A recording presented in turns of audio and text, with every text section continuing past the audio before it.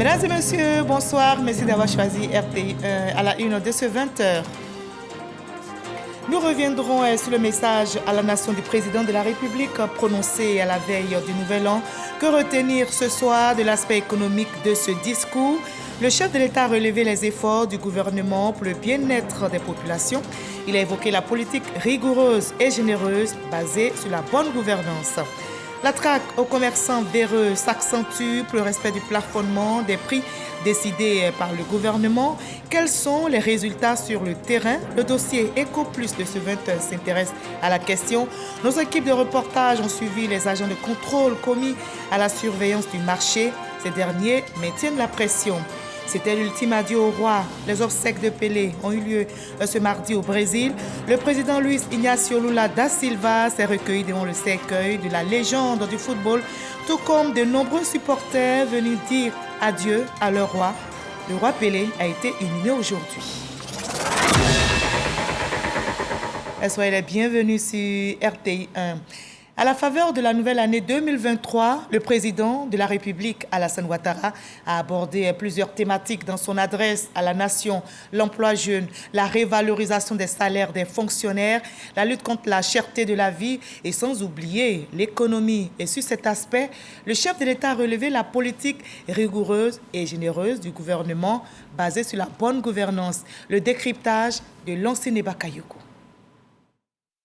Face à la cherté de la vie consécutive à la pandémie mondiale et aux effets pervers de la crise russo-ukrainienne, le gouvernement a pris une batterie de mesures fortes, notamment le plafonnement temporaire d'une vingtaine de denrées de grande nécessité et les subventions du carburant et du pain. Nous sommes allés plus loin en augmentant le pouvoir d'achat de nos fonctionnaires, y compris les forces de défense et de sécurité, à travers une revalorisation salariale qui est effective depuis le mois d'août 2022. Comme promis, ces agents recevront également, dès la première semaine de janvier 2023, une prime exceptionnelle de fin d'année. Les retraités des secteurs publics et privés ont bénéficié aussi de mesures d'augmentation de leurs pensions. Afin de rendre ces mesures sociales inclusives et malgré la conjoncture défavorable sur les marchés internationaux, les prix borchants des principales spéculations agricoles ont été revalorisés pour le cacao et maintenus au niveau antérieur pour le cajou. Quant au secteur privé, le salaire minimum interprofessionnel garanti a bondi de 60 000 francs à 75 000 francs. En ce qui concerne les infrastructures, la quasi-totalité des projets structurants en exécution dans le Grand Abidjan, entre autres la baie de Cocody, le pont Yopougon Plateau, les 8 échangeurs, l'aéroport Félix Houphouët-Boigny, le métro d'Abidjan, le tronçon autoroutier Thiébissou-Boaké, ainsi que la côtière Abidjan-San Pedro devraient être livrés en 2023. Identifiés comme une niche importante d'emploi, notamment pour les jeunes, les PME. Il est donc prévu la mise en place d'un incubateur destiné à l'innovation et à l'entrepreneuriat. C'est dans ce creuset que les jeunes sont invités à faire valoir leur génie créateur via le développement des startups. Nous comptons renforcer notre dispositif de soutien et de financement des PME avec la mise en place d'une dotation spéciale pour garantir les prêts aux PME. En outre, j'ai instruit le gouvernement à l'effet de poursuivre les efforts pour ramener les délais de paiement des factures des PME à moins de 30 jours. Je répète, à moins de 30 jours. Ces efforts devront s'étendre aux sociétés d'État et aux établissements publics nationaux. En cette fin d'année, l'économie ivoirienne respire mieux et le sera davantage sur la période 2023-2025 au regard des indicateurs macroéconomiques, des indicateurs qui affichent un taux de croissance annuel projeté autour de 7% en moyenne. Et je vous livre à présent ce communiqué qui vient de nous parvenir. Il émane du ministère de l'économie et des Finances. Dans son message à la nation le 6 août 2022, à la faveur de la célébration et de la fête nationale, Son Excellence M. Alassane Ouattara, président de la République de Côte d'Ivoire, a annoncé plusieurs mesures en vue de l'amélioration des conditions de vie des fonctionnaires et agents de l'État. Au nombre de celles-ci figure l'instauration d'une prime exceptionnelle de fin d'année représentant un tiers du salaire mensuel indiciaire de base du mois de décembre qui sera payé au début du mois de janvier suivant. En application de cette décision du chef de l'État, le ministre de l'Économie et des Finances informe les fonctionnaires et agents de l'État que le Trésor public procède depuis ce jour 3 janvier 2023 au paiement de la dite prime. Ainsi, au titre des paiements effectués au profit des fonctionnaires, un montant total de 23 436 880 108 francs CFA a été viré dans les banques ce jour. Au titre des règlements au profit des militaires, 2 677 543 486 francs CFA ont été virés. S'agissant des fonctionnaires et agents de l'État en service dans les établissements publics nationaux et ceux payés par bon de caisse au Trésor public, les règlements s'effectueront du mercredi 4 janvier au vendredi 6 janvier 2023. Le ministre de l'Économie et des Finances remercie Son Excellence, M. Alassane Ouattara, président de la République, pour les ressources mises à disposition pour honorer son engagement, communiqué signé ce jour, le 3 janvier 2023, le ministre de l'Économie et des Finances, Adama Coulibaly. Et le gouvernement, pour préserver le pouvoir d'achat des consommateurs, a plafonné, vous le savez, les prix de certains produits. Il s'agit notamment de l'huile de table raffinée, de la viande de bœuf, du riz, du sucre, du lait en poudre. Mais la mesure gouvernementale est-elle effectivement respectée sur le terrain? Les contrevenants, semble-t-il, se recrutent majoritairement dans les supérettes, dans les boutiques. Les agents de contrôle commis à la surveillance du marché maintiennent, eux, de leur côté, la pression. La traque aux commerçants véreux s'accentue donc. Illustration dans le dossier Eco Plus de ce 20h, signé Lancine Bakayoko.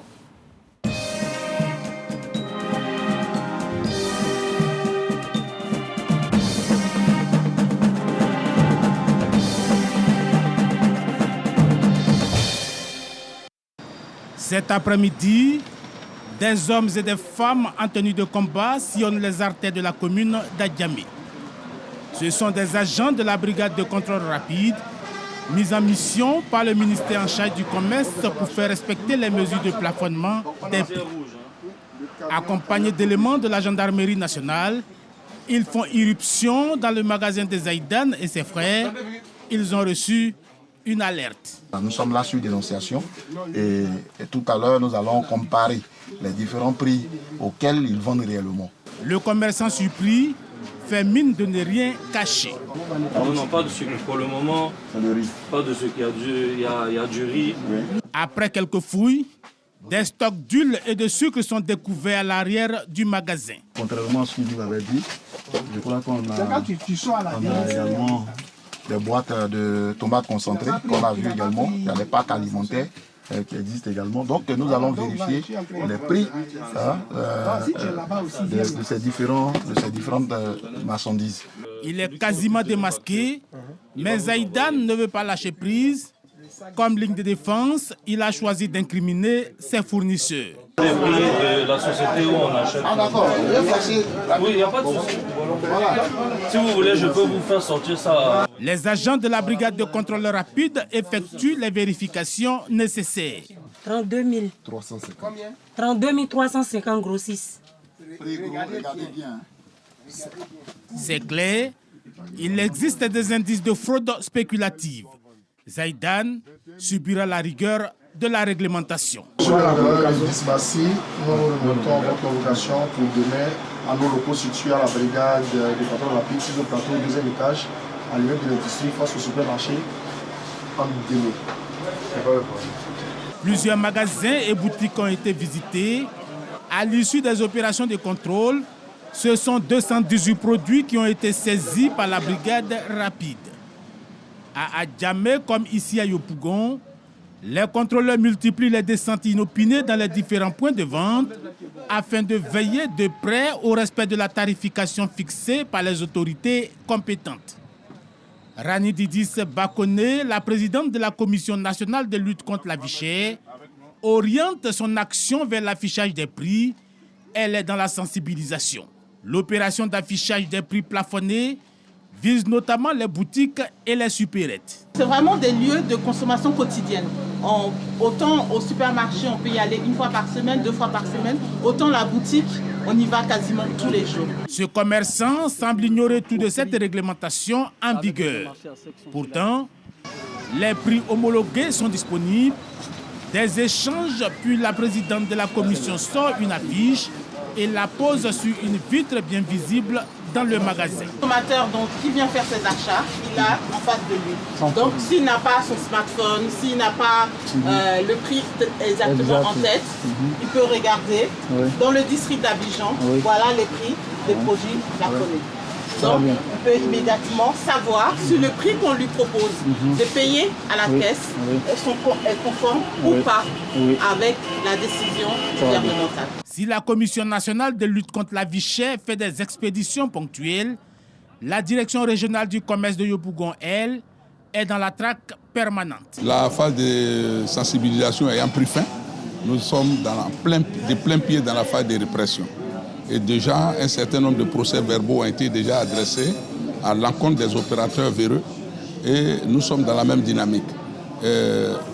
On repasse toujours, malgré que certains commerçants aient été verbalisés, cela ne nous empêche pas de revenir sur nos traces. Parce que bien souvent, il y en a des malins dès qu'on pense et puis ils procèdent à des pratiques anticoncurrentielles de manière générale. Il s'agit de faire face à toute éventuelle spéculation sur le marché local en raison de la situation induite par la crise russo-ukrainienne. Dans ce supermarché au quartier Maroc, le directeur régional Gwabi fait le tour des rayons. Ici, tout se passe bien. Tout ce qui vient du ministère du Commerce, on doit suivre à la lettre pour donner un bon nom à notre société. Donc par rapport à ça aussi, pour les employés qui travaillent, on doit suivre pour être mieux noté et pour être mieux vu. Certains commerçants réprouvent ces contrôles intempestifs. Pourtant, les principales fêtières de commerçants comprennent la démarche du gouvernement. Pour nous donc, c'est une démarche dans la bonne direction qu'il faudra maintenir de manière à ce qu'à la fin du processus, on verra les résultats d'ici fin janvier, début février, parce que n'oublions pas qu'en général, c'est à partir du mois de mars que cette problématique revient avec beaucoup d'acuité. Si le nombre d'amendes dressées n'est pas communiqué, il est établi qu'un contrôle sur 4 donne lieu à une contravention pour défaut d'attestation réglementaire ou autre entorse flagrante aux mesures de plafonnement. Voilà, plafonnement des prix au cœur de la traque des commerçants véreux. Un dossier EcoPlus réalisé pour vous par Lonciné Bakayoko. Et ces denrées comme l'huile de table raffinée, la viande de bœuf, le riz ont été très sollicités dans les ménages pendant ces fêtes. Je vous propose d'ailleurs de revenir sur la célébration du Nouvel An. Nous partons pour Amanvi, sous-préfecture du département de Tanda, où les populations, vous allez le voir, ont accueilli la nouvelle année dans l'allégresse. Le ministre d'État, Kobena Kwasi Agyomani, fils d'Amanvi, leur a offert un gala de boxe, un conseil, le tout couronné par un feu d'artifice, nous rapporte Herman Niamien. Un ring de circonstances pour un gala de boss dans le village d'Amanvi, une sous-préfecture du département de Tanda. Au milieu des siens, le ministre d'État, ministre de l'Agriculture et du Développement rural, célèbre ainsi le passage de l'an 2022 à 2023 sur la terre qu'il a vu naître. Moment de communion et de fraternité, les populations sont venues de tous les villages environnants pour être témoins de cette célébration. C'est pour nous une grande satisfaction d'être aux côtés de nos parents, de les égayer et de voir la joie sur leur visage. Cela est très important parce que, comme on le dit, quand Dieu te donne quelques moyens, il faut permettre aux autres qui n'en disposent pas de pouvoir en bénéficier. Le ministre d'État Kobena Kwasi Agyomani ne s'est pas limité au gala de boss. Il a fait venir plusieurs artistes locaux et un orchestre pour égayer ses parents. À ses côtés, pour cette célébration du réveillon de la Saint-Sylvestre, plusieurs élus et cadres de la région du Gontougo qui sont venus lui traduire leur soutien pour toutes ces actions de développement. Un moment festif qui n'a pas laissé les nombreux convives indifférents. Le développement ne vient pas, ne tombe pas du ciel. Le développement s'accompagne d'hommes de valeur qui vont à la conquête. Et cette conquête, le développement de notre région, cette conquête du développement, dis-je, on la doit à un seul homme, le ministre d'État Convenant Kwasi Adjumani. Pour boucler la boucle de cette célébration du réveillon du Nouvel An, les populations ont eu droit à un géant feu d'artifice. Un pack d'attractions, c'est le cadeau de fin d'année offert aux tout petits par le ministre Mamadou Sangafoua Coulibaly à Korogo. La 8e édition du Sangafoua Pack a été lancée le 31 décembre dernier en présence des autorités locales et plus de 5000 enfants. L'espace va permettre bien sûr à ces tout petits de jouer comme leurs amis de la capitale économique ivoirienne, Soro Corona. L'école primaire publique au centre de Korogo transformée en un géant parc d'attractions. Un complexe de jeux d'attractions, de manèges et de divers autres spectacles pour enfants. Nous sommes à la 8e édition du Sangafoua Pack. En effet, depuis 2014, le ministre Sangafoua Coulibaly et son épouse donnent l'occasion aux enfants de la cité du Pourou de découvrir un parc d'attractions. Les 5 jours de jeux ont été officiellement lancés par les autorités de la ville de Korogo en présence de plus de 5000 enfants. Les enfants saluent les efforts déployés par le ministre du Pétrole et des Mines pour leur épanouissement. Quand on offre un cadeau à un enfant, c'est la joie qu'on met dans son cœur et celui de ses parents. Grâce à Papa Sangafoua et toi, Maman Sangafoua, beaucoup d'enfants qui sont ici seront heureux d'avoir un cadeau pour la première fois de leur vie. Marraine de cette 8e édition du Sangafoua Pack, l'épouse du ministre du Pétrole et des Mines. Prenant la parole, elle salue cette action de son époux qui permet de rendre heureux les enfants de Korogo. Les enfants méritent d'être aimés, d'être encadrés, d'être accompagnés. Et Papa Sangafoua l'a tellement bien compris qu'il a inscrit les enfants au cœur de ses actions ici à Korogo. Et chaque fois qu'il le peut, il tient à rendre nos enfants heureux. Pour Sangafoua Coulibaly, cette initiative vise à éviter que les enfants se déplacent vers Abidjan pour connaître le bonheur d'un parc d'attractions. Aujourd'hui, je peux vous dire, grâce au Sangafoua Park, les enfants ne vont plus en vacances pendant Noël à Abidjan. Mieux, d'autres enfants quittent Abidjan pour venir ici à Korogo. C'est ce que le président de la République souhaite, un développement harmonieux du pays pour ne pas qu'on ait tout concentré à Abidjan. Pour joindre l'utile à l'agréable, le couple Sangafoua Coulibaly offre plus de 5000 cadeaux aux enfants. Durant 5 jours, les enfants de la région du Poro vont découvrir la magie d'un parc d'attractions. Ce sont plus de 500 000 enfants qui sont attendus. Voilà, l'année 2023 a été également accueillie avec joie et bonheur dans la cité du Saint-Louis à Boisseau. Autorités administratives, élus et populations ont montré leur solidarité dans une totale communion à l'avènement de 2023. Un concerto, un feu d'artifice était au centre des festivités marquant l'entrée dans la nouvelle année. Eugène Toubé. De toutes les activités menées entre la fin de l'année 2022 et l'entrée en 2023, celle qui s'inscrit en lettres d'or à Boisseau est le dévoilement de la stèle que vient d'ériger la mairie. Premier acte de plusieurs temps forts et festivités que les populations de cette ville ont attendu de tous leurs vœux. Nous sommes déjà dans la fête. Je voudrais souhaiter une très bonne fête à toutes les populations d'Aboisseau. Bonne et heureuse année 2023. Vive Aboisseau. Je suis propriétaire de maquis à la place Etienne Lengan. À partir de 23h jusqu'à minuit, j'espère que les gens vont sortir. Et on les attend en tout cas à bras ouverts. Quand une année s'achève, les populations en tirent tout un symbole dans l'attente d'une nouvelle. Et la ville elle-même marque le coup, comme ici, place Ilengaïki. Le dispositif de l'accueil de 2023 a été soigneusement mis en place et préparé. Autorités administratives, élus locaux et populations ont communié autour de ce moment particulier.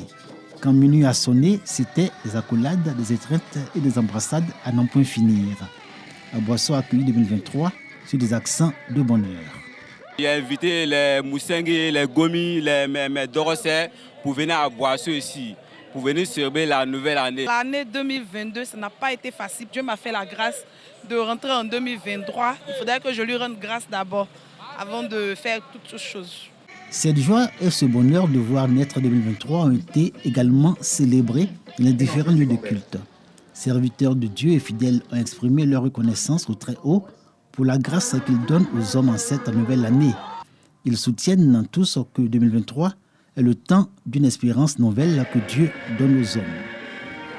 Que Dieu nous épargne de tout acte mauvais contre notre pays et que les gouvernants, eux aussi, soient aussi à l'écoute de la parole de Dieu. Nous voulons que la paix vive dans la cohésion sociale, faire la promotion du vivre ensemble dans notre pays. La justice dans nos familles, dans notre société. Et c'est cela le message que nous adressons aux fidèles et aussi à tout le peuple ivoirien. Le nouvel an 2023, objet de toutes les attentes, est savouré sur des accents variables. La dimension spirituelle a fait place à la dimension festive, comme ici, à la place Elenga-Eke. La place mythique d'Aboisseau a confirmé sa réputation. Tous ceux qui y ont passé leur soirée du 31 décembre 2022 et accueillis dans le 2023 peuvent dire « J'aime Aboisseau ». Nous partons pour San Pedro à présent où les populations ont aussi célébré dans la joie à travers des prières, des louanges et un grand feu d'artifice l'entrée dans la nouvelle année 2023. Le point avec Sam Conan, notre correspondant permanent dans le Bassa-Sandra. Le ciel de San Pedro illuminé par des feux d'artifice. Les Pétruciens célèbrent avec joie l'entrée dans la nouvelle année 2023. En tout cas, ce soir, je suis tellement heureuse parce qu'à San Pedro, je crois que c'est une première. En tout cas, je dis merci au ministre-maire de la commune de San Pedro. Des vœux de bonheur, des vœux de santé à l'endroit d'abord de son Excellence le président Alassane Ouattara et son épouse, à l'endroit de toute la population de la Côte d'Ivoire et en particulier à l'endroit de notre chère ville Pedro. La première c'était à Abidjan. Merci à San Pedro. Je suis content, merci. Joie. Très heureuse, vraiment je sens la nouvelle année, que ça sera positif. Nous pensons donc que l'année 2023 est une année particulière et nous avons voulu donc qu'elle s'annonce en couleur pour la ville de San Pedro. Nous disons merci principalement au chef de l'État pour ce qu'il est en train de faire de San Pedro. Un peu plus tôt, les fidèles chrétiens avaient pris d'assaut les lieux de culte pour prier Dieu, afin que 2023 soit une année fructueuse. Pendant ce temps, dans les maquis et bars, l'heure était à la fête. Le préfet des régions, qui voulait s'assurer que les populations célèbrent le réveillon de la Saint-Sylvestre dans la quiétude et la sérénité, était à la tête d'une rame composée des différentes unités et les chefs de commandement. Les lieux de rassemblement et les différents corridors de la ville ont été visités. Tout se passe bien à San Pedro. Avec tous les commandants de force, les instructions ont été respectées. C'est le constat que nous avons fait et nous ne pouvons que les féliciter et encourager tout le monde et souhaiter à tous une bonne et heureuse année. Après le réveillon de la Saint-Sylvestre, place à la fête du 1er janvier 2023. Voilà, vous l'avez vu dans ces images, le réveillon de la Saint-Sylvestre, c'est aussi la gastronomie, les bonnes recettes culinaires pour permettre de faire la fête, des mets bien choisis pour démarrer 2023 en beauté. Espace de restauration et réceptif ont mis les petits plats dans les grands. Les convives ont pu déguster des repas concoctés pour la circonstance. Notre reporter Serge Coléa nous redonne le goût de la Saint-Sylvestre ici à Abidjan.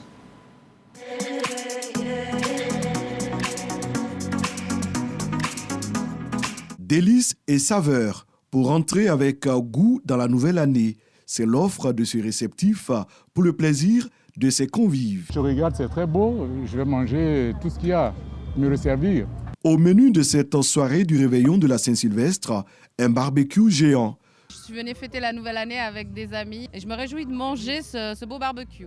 Josiane et son équipe proposent une gamme variée de mets. C'est vraiment quelque chose qui déjà est bien présenté. Vous pouvez voir là, avec le design, les fleurs, les glaces et tout ça, pour donner envie en fait aux gens de manger, de découvrir tout ce qui est barbecue. Entre amis, en famille ou en couple, on s'offre des moments de dégustation.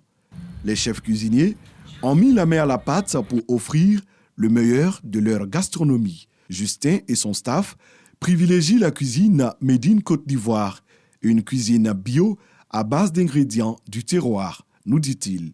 C'est les produits locaux que nous valorisons, nous transformons en produits, si vous voulez, modernisés. Ici, donc, tout vient du terroir. Nous en sortons des plats, par exemple, comme des bananes tabassées, des boulets d'igname, voilà, au fromage. On a un mélange de plats africains et européens. Mais comme nous, on est plus africains qu'européens, on va se régaler avec tout ce qui est africain, quoi. Florencia, équato-guinéenne, nous accueille dans un cadre aux couleurs hispaniques. Un brunch avec des recettes espagnoles, mexicaines, italiennes et bien sûr ivoiriennes. Un voyage culinaire pour donner un cachet spécial au buffet. On a fait une gastronomie internationale, européenne, où nous tous on peut profiter, les Européens, les Africains. Et c'est ça qu'on a préparé aujourd'hui pour la soirée de 31. Ici, comme dans les autres espaces visités, le dress code privilégie le blanc. Si vous voulez vous enjailler, comme on dit en Côte d'Ivoire, il faut venir. On est très heureux d'être en Côte d'Ivoire parce que c'est un pays magnifique. Quand la cloche de minuit sonne, les feux d'artifice illuminent le ciel abidjanais. La série des vœux peut s'ouvrir. En cette soirée du 31 décembre 2022, les petits plats ont été mis dans les grands. Tout a été organisé pour ravir les papilles gustatives des invités d'un soir. Voilà, délices et saveurs qui font plaisir au palais. Heureuse année 2023 à chacun de nous. Les députés sont en vacances depuis le 27 décembre dernier. Le député de la circonscription de Ouangolo-Dougou est allé rendre compte de l'année parlementaire à ses mandants. Et le député Traoré Drissa est revenu sur les principales lois qui ont été votées au Parlement pour la vie de la nation. Kader Sogodogo. Ouangolo-Dougou, permanence du député de la circonscription. Les forces vives ont répondu présentes au traditionnel rendez-vous du bilan de l'année parlementaire.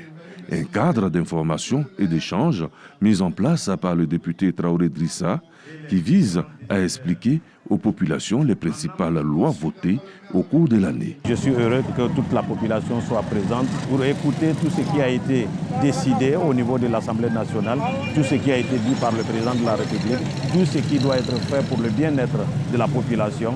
Parce que notre présence à l'Assemblée nationale, c'est eux qui nous ont envoyés là-bas. Un cadre de partage salué par les participants. Le président Alassane, il est au travail, il a été aussi des fils donateurs et qui respectent leur engagement vis-à-vis de la loi. Ce qu'il vient de faire aujourd'hui, nous tous on était à l'Assemblée.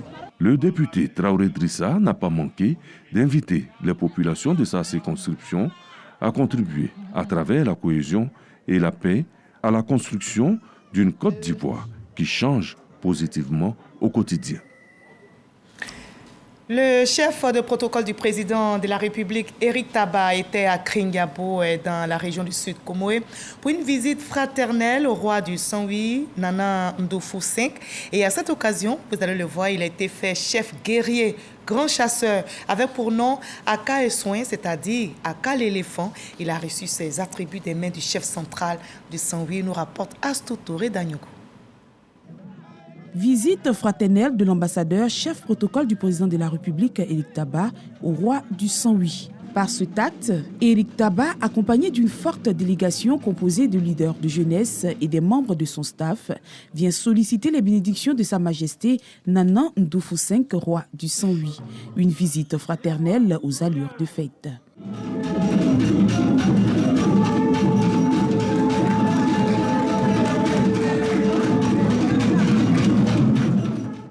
Une visite qui s'inscrit dans le cadre du renforcement des liens de solidarité et de cohésion sociale. En présence de plusieurs chefs du royaume et des dignitaires, Éric Taba a été fait fils du royaume, grand chasseur d'éléphants, grand éclaireur du Saint-Louis, avec pour nom Aka et Soin, son symbole, l'éléphant. La symbolique de ce qu'on lui a donné, c'est, vous savez, le Saint-Louis est mythique. Parti du Ghana, le Saint-Louis a traversé beaucoup d'étapes. Mais l'étape la plus importante, c'était l'étape de Kringabo. Là où il fallait se cacher pour éviter que les ennemis qui nous poursuivaient arrivent. Il fallait un chasseur pour déblayer le coin et ce chasseur s'appelait Aka et Soin. Il est toujours au devant. Quand il arrive, on sait que le roi et sa suite arrivent. C'est pour cela qu'on a fait ceci, parce qu'il peut porter la voix du Saint-Louis. Touché par cette marque d'attention, l'ambassadeur, chef protocole du président de la République, Éric Taba, livre ses impressions. Je suis très heureux. Je pense que c'est la bénédiction du président qui rejaillit sur moi. Autant il a été fait chef un peu partout dans la Côte d'Ivoire, autant son protocole que je suis en fait également l'expérience. Mais je suis très heureux. L'entretien avec le roi du 108 aura duré environ 2 heures. C'était l'ultime adieu au roi. Les obsèques de Pelé, décédé le jeudi 29 décembre dernier à l'âge de 82 ans, ont eu lieu ce mardi au Brésil. Le président brésilien Luiz Inácio Lula da Silva s'est recueilli devant le cercueil de la légende du football, tout comme de nombreux supporters venus dire adieu à leur roi. Ils étaient plus de 230 000 personnes réunies à l'issue de la veillée funèbre tenue au stade de Santos, où le footballeur a bâti sa légende. Le cortège funéraire a fait un tour dans les rues de Santos. Le roi Pelé, la légende, 3 fois vainqueur de la Coupe du Monde, a été inhumé ce mardi. Son corps va reposer dans un mausolée spécialement conçu pour lui. Fin de ce 20h, merci à vous tous de nous avoir suivis. Ne décrochez surtout pas. La direction des magazines d'information vous propose un débat après ce journal et c'est à 20h50 autour du thème « Quelle perspective pour la Côte d'Ivoire en 2023 ?» Émission présentée pour vous par Eliane Herveau. Très belle soirée sur RTI 1. Demain 20h, retrouvez Kolo Koulibaly pour un nouveau journal.